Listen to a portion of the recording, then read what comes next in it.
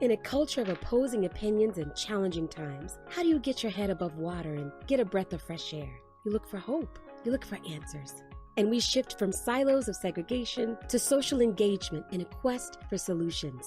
Stop talking about what the problem is and let's discuss how to fix it. Join us now as America Connects with your host, Rob Dalton. Well, hello everybody. I'm Rob Dalton. This is America Connects, and I am super pleased that you are right here joining us today. This show's really going to be great. It's related to COVID and the pandemic, but not in a way you think. This one's different. First, America Connects. This is a show where we're looking to build a culture of solutions and answers. And we pick one topic each a show, and we introduce it with a little monologue, and then we bring in all these, our panel members, our subject matter experts, and we start talking about how we can solve our problems, or at least work our way into a resolution instead of just marinating in the problems all the time. Our country right now and the world needs some healing. And so instead of talking about the division, we're diving in after answers. So first let me say thank you to Tony Sweet and his crew at UBN Go International for hosting and all this technical directory on his side. So thank you, Tony and the crew. Also our guests, we've got three special guests today. Dr. John Schinnere, Nikki Bruno, we have Stacy Phillips, and Bryan Rigg, but we'll get to those people in just a minute. Our topic today is during this pandemic, there's been an incredible spike in divorce rates. And not just people getting divorced, but people in the middle of a divorce who have sometimes nowhere to go because of isolation and confinement. So it's got to be difficult for everybody. And there's been, if not divorce, there's a lot of relationships that are under stress. And so we're going to talk about that today. My introduction is this. Now, most of us are indeed adults of a wide range of ages and places in our stages of life.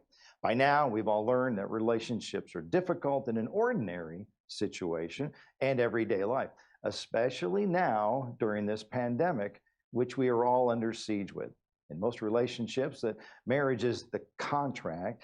In the past, people have spent 8 to 10 hours apart as they both, or one of them, goes off to work with a 1-hour commute, a 9-hour day, and a 1-hour commute home. This gives each of the parties of a marriage time to be individuals and practice that individuality. It allows for time and space away from the ones they love, a diversion or a distraction of sorts from their full-time commitment at home. This is deemed normal, as by the time they get home, sometimes both parties are actually happy to see each other again, and it gives them stuff to talk about having been apart for so long. Weekends are nice because they get to invest longer days in each other's lives and with the kids and the family.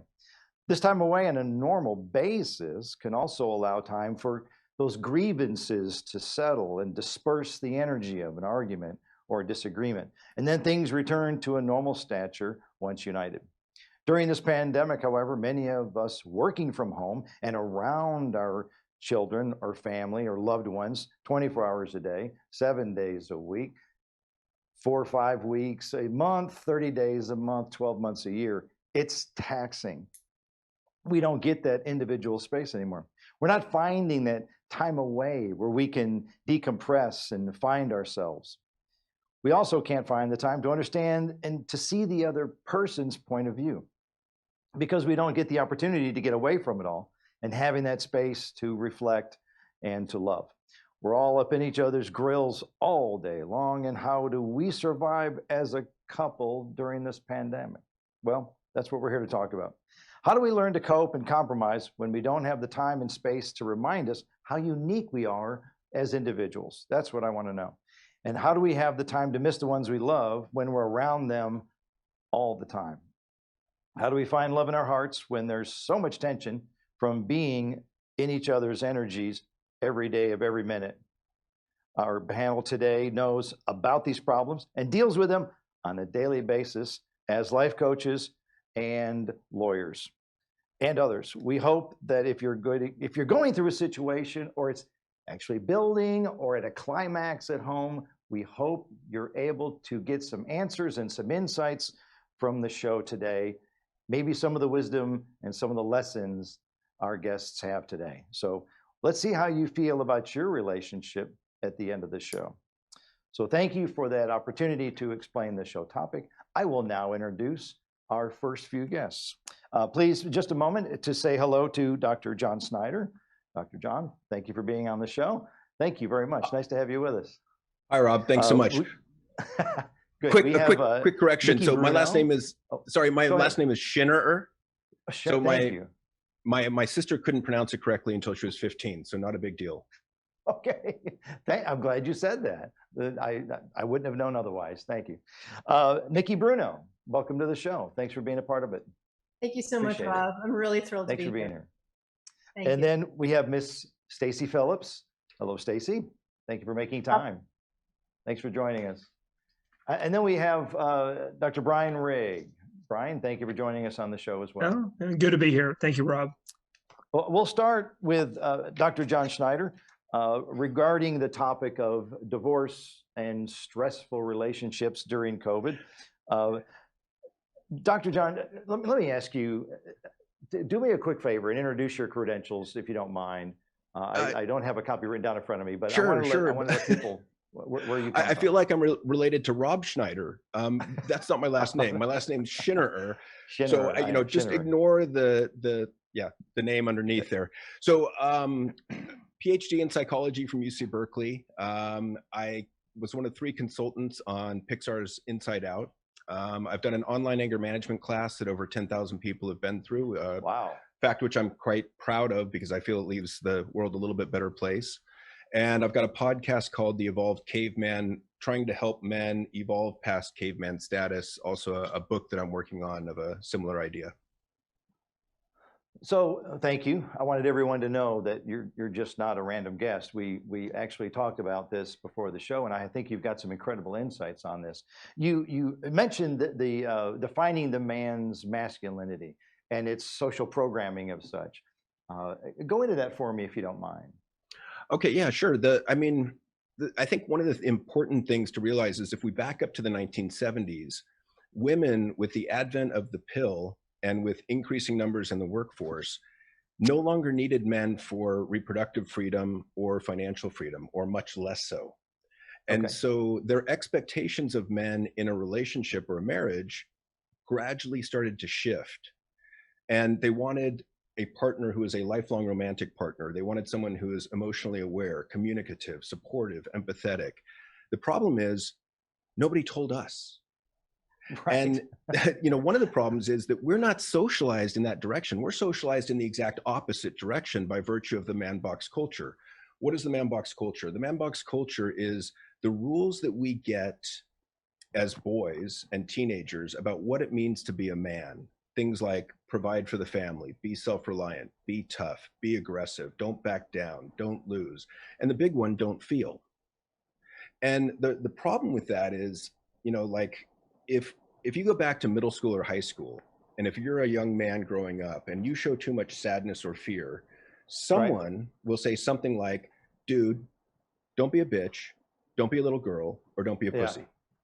Forgive the language, I apologize, but that's what we get. But it's playground language. Yeah. And so you get that and you're like, that hurts, it's embarrassing, I don't want to experience that again. So you jump back in the man box. On the other side, if you show too much joy, love, romanticism, excitement, you get something like, dude, don't be a fag or don't be gay. Again, apologies, but that's what we get. So then you jump back in the man box. So what are we left that we can publicly display of emotion without fear of embarrassment? And I would argue there's 3 things. There's lust, there's stress, because if I say I'm stressed, it implies I'm busy and important.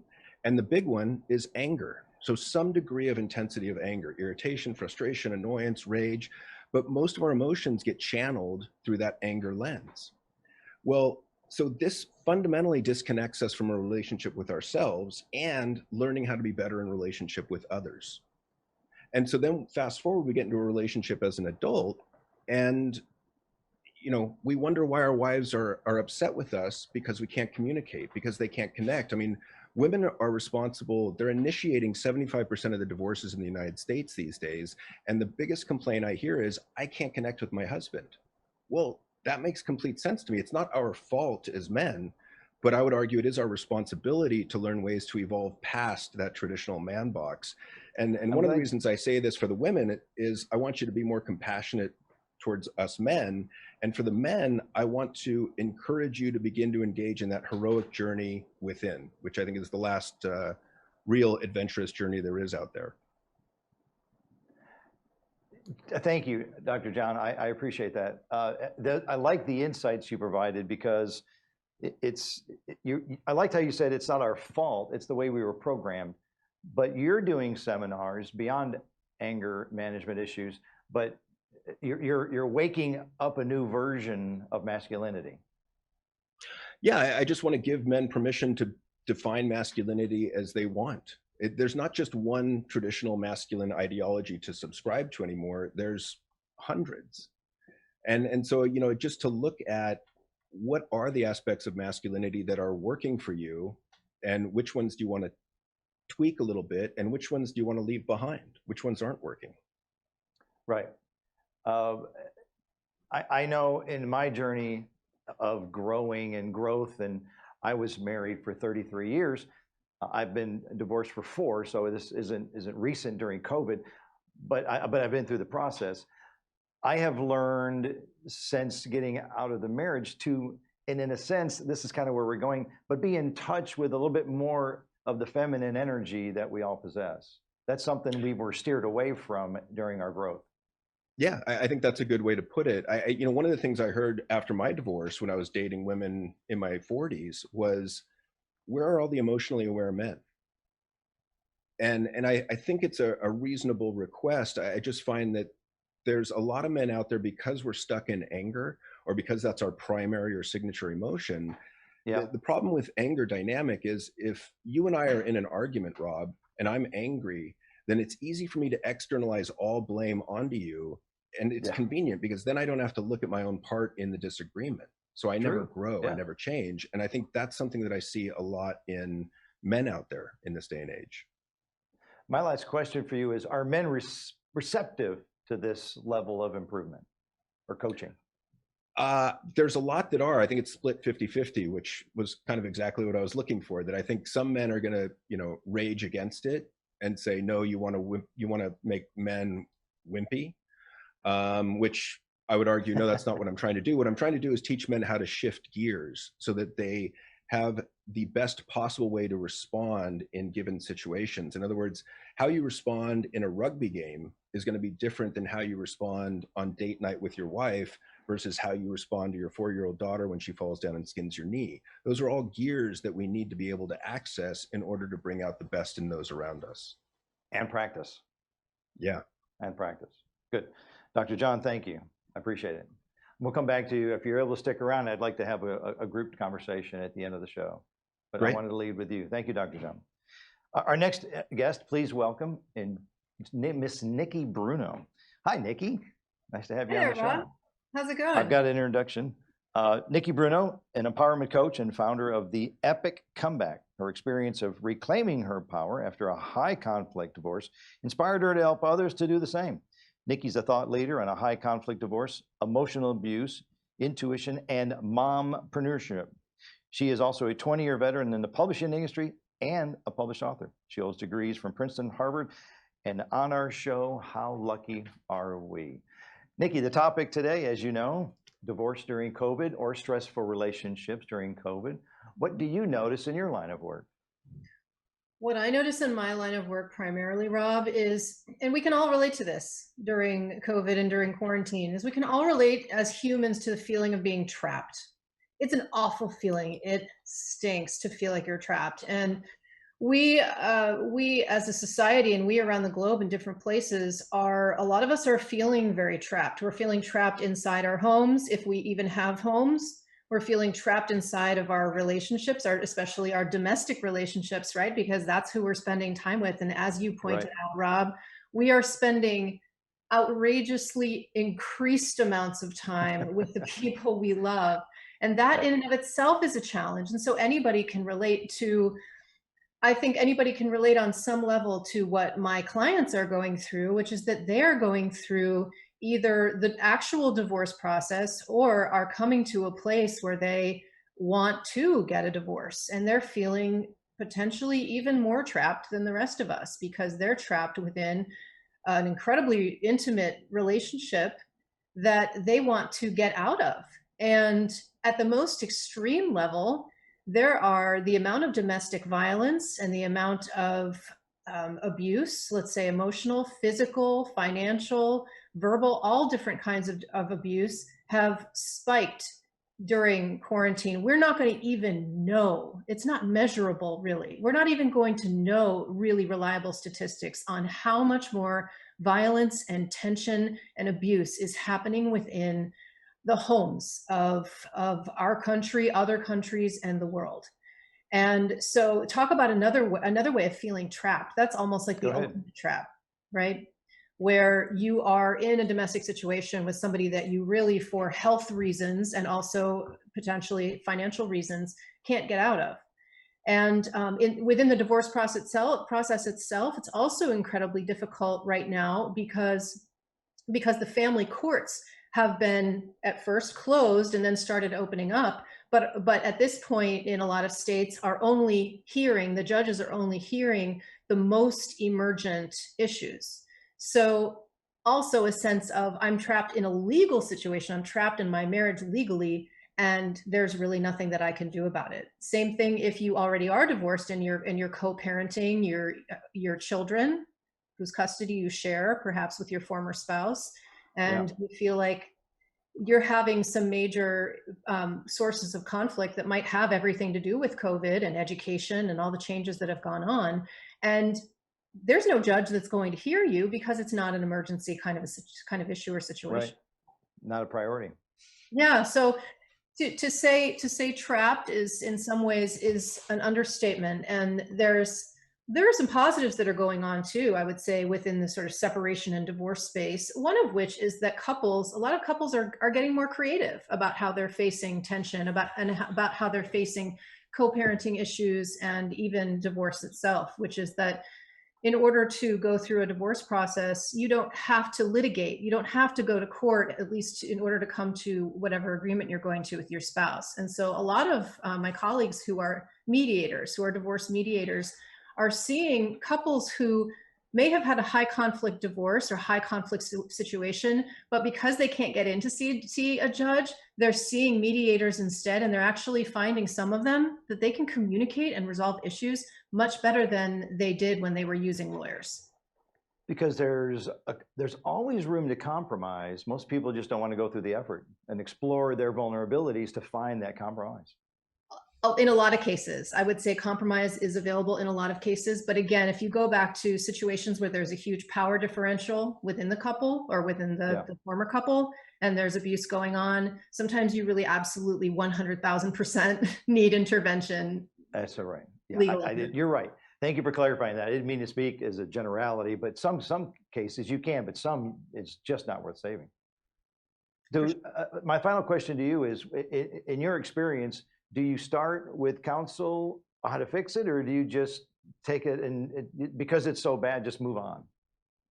Again, it depends. I'm never a person to, I mean, certainly with my clients, I don't advocate for divorce as sort of any kind of blanket kind of a thing. It's really going to depend. What are the issues? What's the level of conflict? And so I think that it is a huge responsibility on couples, especially couples who have children, to do everything in their power to make sure that they have maximized their effort in preserving the union, so to speak. There you go. But it doesn't always work that way. No, but it's worth trying. For sure. Oh, for sure. Yeah, absolutely. Sanctity of the family. Yeah. Nikki Bruno, thank you. Appreciate it. We'll come back if you're able to stick around. I appreciate it. You bet. I'm going to move on. Our next guest I'm happy to have is Miss Stacy Phillips. Welcome, Stacy. Nice to have you with us. Thank you for having me. I've got something to read here. Stacy Phillips, a partner in the law firm Blank Rome, is one of the country's most well-known and respected family law practice and high-profile divorce cases. She has guided clients through critical transitions in their lives for more than 35 years with experience in every facet of family law. Stacy is known for her skilled persuasion, adept negotiation, aggressive advocacy, and compassion in representing her clients in a collaborative divorce. She is certified family law specialist by the state of California Board of Legal Specialization. Also, Stacy, an author, philanthropist, mentor, and sought-after speaker and commentator on family law issues in the news. And we've got her right here on this show. So thank you so much for being here. The topic, it's going to be evergreen for quite a while with the pandemic going on, though things at some point with this vaccination might loosen up. But we're in emotional crisis mode sometimes with families. What is it your experience in this area? Well, let me drive my comments to what Nikki said, because I agree with a lot of what she said and I disagree with some of what she said. So to make this spice this up a little bit. Number one, Nikki, I think you were spot on when you said we're not going to know the ramifications with respect to domestic violence for a ways to come, because one of the most horrible aspects of domestic violence, it's behind closed doors. And folks who are the victims need to be able to have the ability, the wherewithal, and the space to speak out. Interestingly, our domestic violence statute was just amended to include a phrase called coercive control. And the background to it is the legislature recognized what was going on in COVID. And coercive control means holding somebody back from interaction with their friends or family, which in regular life was done. But when you have COVID, they can get away with it. And that's what they're supposed to do, but not. It also means controlling money. So we're going to see a lot more of that branched out domestic violence, certainly in California. What I disagree, before I go to the disagreement, I'm a divorce lawyer. I earn a living by counseling people in a divorce. But the first thing that I ask my potential clients is, can I help you repair your marriage? I'm happy to make a recommendation to that's fair. Marital therapists. And I've saved marriages by doing that, which I'm grateful for. You do something good for the families, humanity, etc. What I disagree with is the court system in March was closed. My last day in court was on March 16th.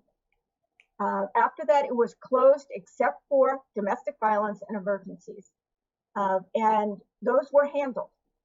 June 22nd, the courthouse opened in Los Angeles, I'm talking about, for full service. I started trial on June 22nd for 11 days over the next month. In the courthouse, masked, shielded, gloved, the whole 9 yards. And the courthouse was open, and they were trying to deal with the backlog. All the judges were busy. Against that frame, you have retired judges who have had a boom in their business. In California, we have a statute that allows that for lawyers and retired judges to act as judges, let alone mediators or arbitrators. And their business was booming. I've done more hearings than I can count, depositions with judges, trials with judges by Zoom or the equivalent.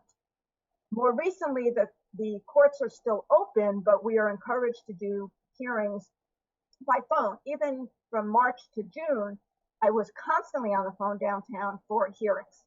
Didn't go to the courthouse. June to July was in court. August, September, I was in court. And now back to doing it by phone, which is really difficult. But the courthouse is open and you can have your matters adjudicated. The problem is there is a backlog, so things were getting pushed out. So unless you have an emergency, you're getting a calendared motion or hearing is going to take many months.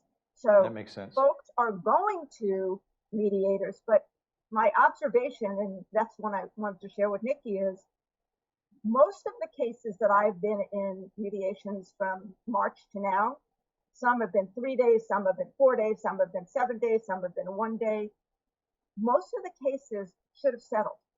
In any other year, they would have settled. And so many of them are not settling.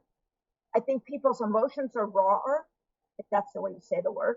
And I'm trying to figure out why, because it is so obvious what some of these solutions are, and yet folks are not willing to compromise.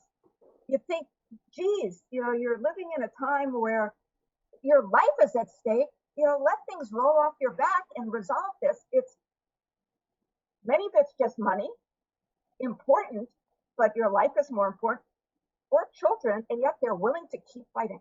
And I don't understand why. So I am a huge believer in mediation. I'm trained as a mediator. I'm trained as a collaborative lawyer, litigator. And I believe that most cases should be resolved, and many of them aren't. Sorry about that.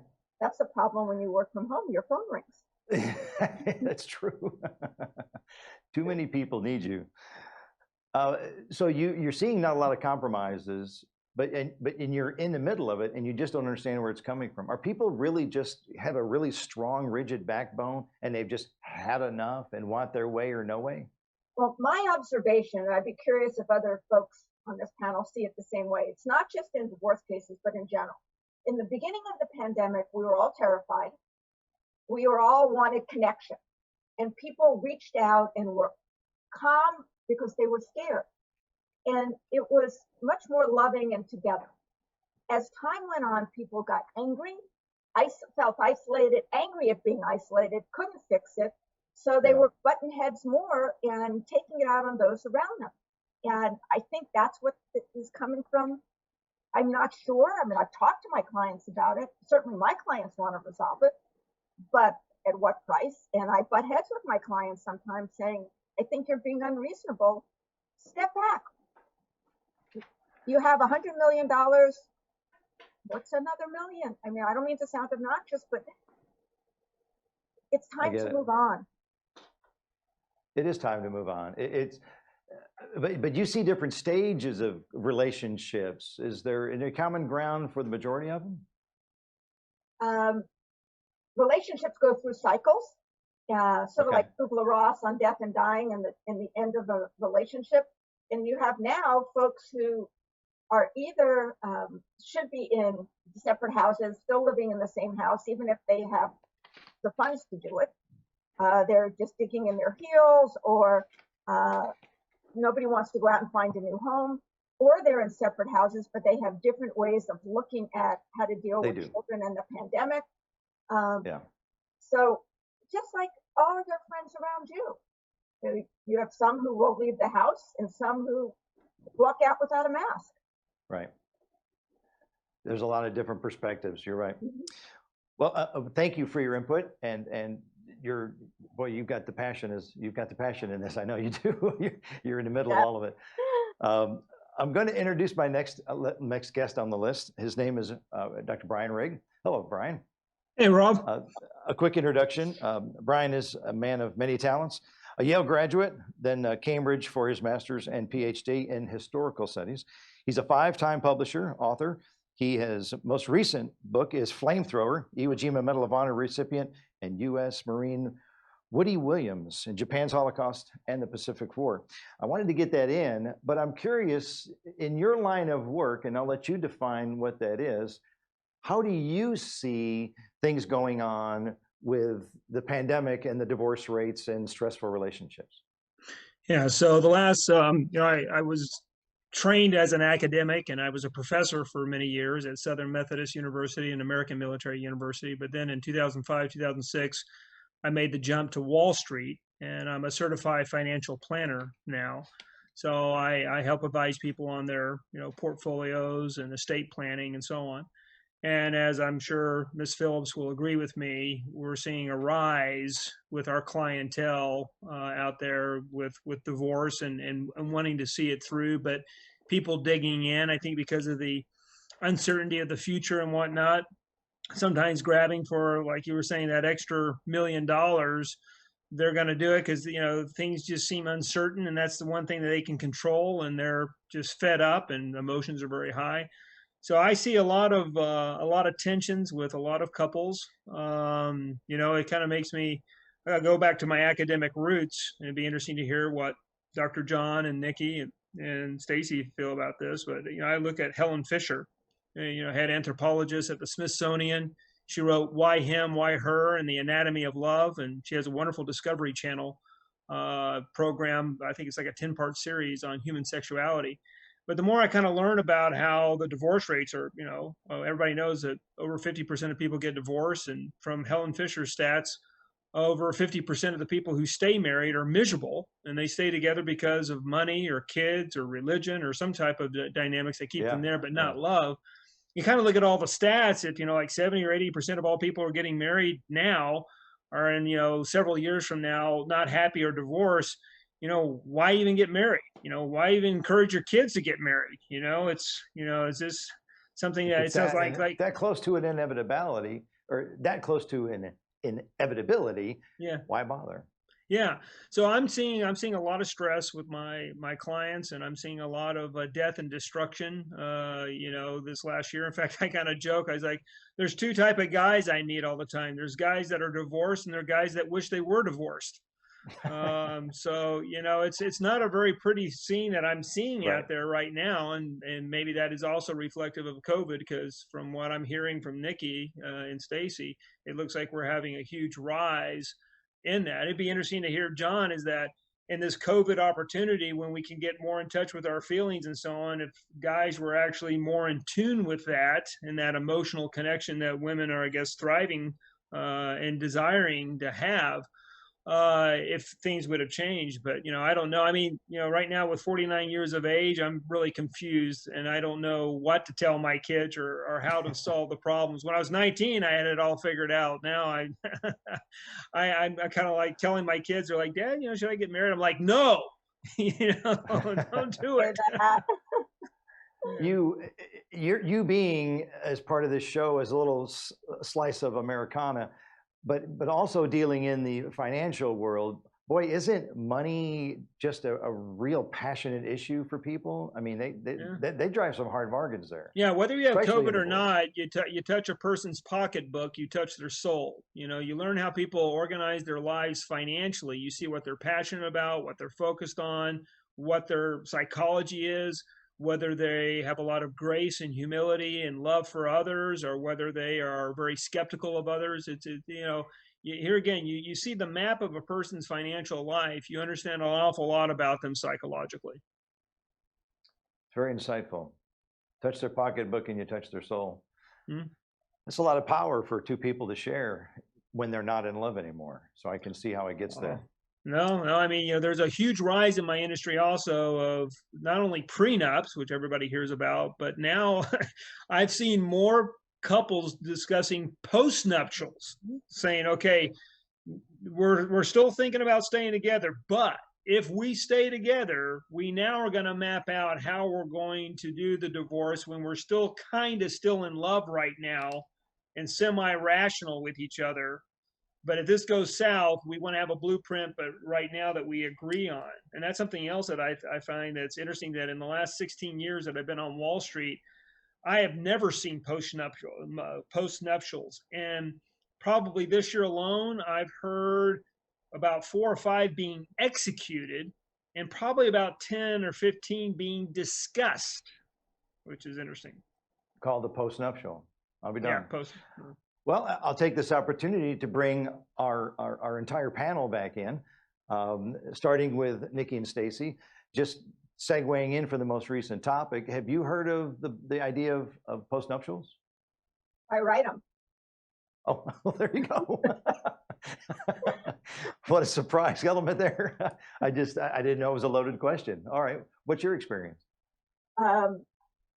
I was just thinking about what Dr. Bryan said. I don't know if I've had more postnups this year. A lot of prenups in the past few years. A lot. And when I get involved, I try to add value, whether I represent the more moneyed spouse or the lesser moneyed spouse. And if you have two people who are fresh out of school and they don't have anything in their asset or liability column, and one wants a prenup, I'd say to the other one, run as fast as you can. But often we have second marriages, third marriages. You want to take care of your former spouse, take care of your kids, or if you're inheriting money or you're part of a legacy family, then it's not unusual, and I believe in it. Postnups, I don't want this to come back to bite me, but generally speaking, it's a precursor to a divorce. It may be that Hail Mary, and sometimes it works, but I've done postnups that few years later become the divorce, and it's sort of all mapped out, which is nice. I'll be darned. And sometimes people fight about them. Nikki, and do you have any experience in this area? I don't have experience in this area. Okay. I would definitely rather defer to somebody who actually writes them. That's fine. And I just wanted to ask. you can mediate your postnup and you can mediate your prenup. That was for you, Nikki. Okay.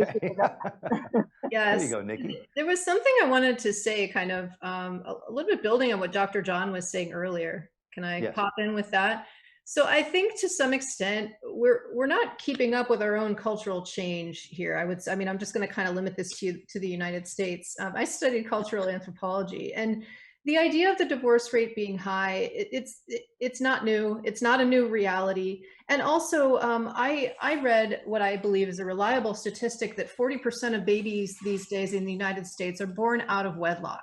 So the state of single parenthood and the state of co-parenting, and basically a child growing up in a home where you have kind of the classic nuclear family, that still happens, of course, and it's still common. But that doesn't mean that that's sort of the actual on the ground model on which our society and our culture. I mean, you know, I have to think about subcultures within that too. But that isn't necessarily the model on which America is built right now. And just like Dr. John was pointing out about masculinity and femininity and the roles of men and the roles of women, and how clear it is to men what women want and how clear it is to women what men want. You know, like I said, we're not necessarily keeping up with our own cultural change here. We can be a little bit slow to kind of realize and open our eyes and see what's actually happening in our own culture. So in my opinion, I think it's important for people who are married, people who are interested in divorce, that kind of thing, to look at the narratives that they grew up with. We most of us in this country grow up with the cultural narrative that we're going to get married and have babies and stay married forever. That may be the cultural narrative. That may describe the fairy tales that we read as we're growing up, but it doesn't necessarily describe the likely reality that's going to happen. And that's one of the things that causes so much pain in relationships that aren't doing well as in relationships, in marriages that are headed toward and through and beyond divorce, is this loss of a sense of a cultural narrative that doesn't really hold very well anymore. That's a great recap. Well said. Dr. John, I started with you, and I'd like to kind of wrap it up with you as well. You've been patient and quiet during a lot of this commentary, but let's bring you back in and see how I want to close this. Absolutely. Thanks, Rob. I mean, you know, when Stacy was talking, it makes me think, she said, you know, I don't really know why this happens in terms of this scorched earth mentality in these negotiations in a divorce. And to me, it always comes back to anger. And, you know, we know that some of the universal anger triggers are family, but what happens when it's your own family attacking your family, as in your wife/ex-wife? We know that being stopped is a universal anger trigger. So think of being in traffic, right? That's why you get angry in traffic. But with COVID, our lives to a large extent have been stopped. Our advances, our progress, and then resources. And that's what, you know, a lot of these divorces are fought over, the resources, the financial assets. But it also makes me think, as Bryan mentioned, that control is a big part of this. And I think we feel so out of control during a divorce, and throw COVID on top of that, that then we tend to, and I think this is without any conscious awareness, we tend to hold on and try and control what we can or what we think we can, which in these cases are finances. And the last point I want to bring up is that I think in some ways we are really at a disadvantage in creating successful marriages, in the sense that the way that we are socialized as men, if you look at that, and if you look at Dr. John Gottman's 4 Horsemen of the Apocalypse, which are the harbingers of divorce, so criticism, contempt, defensiveness, and stonewalling, we men are socialized to learn those skills really well at a young age. I mean, think of how we socialize with our friends. Sarcasm, put down, one-upmanship. We learn how to judge one another. I mean, so we men, and I would say, you know, I do believe heal the men, heal the world. I mean, that's kind of where I'm at this point in my career, that if we are socialized to really excel at the 4 Horsemen of the Apocalypse, we have to unlearn that stuff and learn some new ways of being if we want to kind of resolve or heal this marriage issue. Rob, may I Thank comment you, on Bryan. Go ahead, Stacy. that? Dr. John, I think you're spot on. You didn't know this, but I wrote a book called Divorce. It's all about control. Like you said, how to win the emotional, psychological, and legal wars. And I do think that relationships, marriages specifically, and certainly divorce is all about control, emotional, psychological, and legal. What I was commenting on is, why is COVID different? Because I'm seeing that cases that normally would settle when you're still battling for control a year ago are not settling. And I think it's because of COVID, because we have so much less control in our everyday life. So kudos to you. I agree completely. Thank you, both of you. Mr. Rigg, I feel like you're a horse chewing on the bridle there. Like you want to get one thing out. What do you? Oh, no. I you know, when John was talking about, you know, sarcasm and putting down, I mean, I'm a former Marine officer and served in the Israeli military. The only way that you really know that another guy likes you is if he derides your character, puts you down, and you got to come right back with it. And that's the only type of, I mean, that's like true brotherhood. And so when I was kind of laughing, I was like, you know, you can't do that with women. You know, you can't make fun of them, put them down, talk about, you know, how much weight they have or whatnot. Whereas, yeah, it's bad. Like, yeah, right. You're divorced. I'm going to Stacy. You know, you know that culture. In some respects, I wanted to ask John, and kind of getting a little time. He's like, I love that culture in some respects. I mean, those are some of my best friends. If I have a problem, they're there in a heartbeat. When they need to turn on that sensitivity, like when my father dies, or you know, I've had problems with my great aunt when she passed. They were there. They were professional. They were very great, full of grace. But then as soon as the beer came out, or after the body's buried, then once again, you know, they deride my manhood and talk about my horrible children and that I can't do anything right. And I love them, you know, so you do. Isn't that a good culture, John? Well, and I'm not saying we have to change that, because yeah. I think one of the positive aspects of masculinity is that male form of humor. And it's a defense mechanism. It's one of the ways we learn to relate. And it just doesn't honestly, work I'm quite good at it. Like, I can do that really well. But it's a different set of skills that you need to deal man to man than man to woman, or men to women. And so I think I just want to, you know, encourage men to learn this other set of skills to relate better to females. Okay, so this is the following question. This is where I was biting. If the best parents usually are women, and women are so much more emotionally mature than us, and they are usually helping us raise. I mean, when we look at who raised us, a lot of times it's a grandmother, a mother, an aunt, our moms are primarily.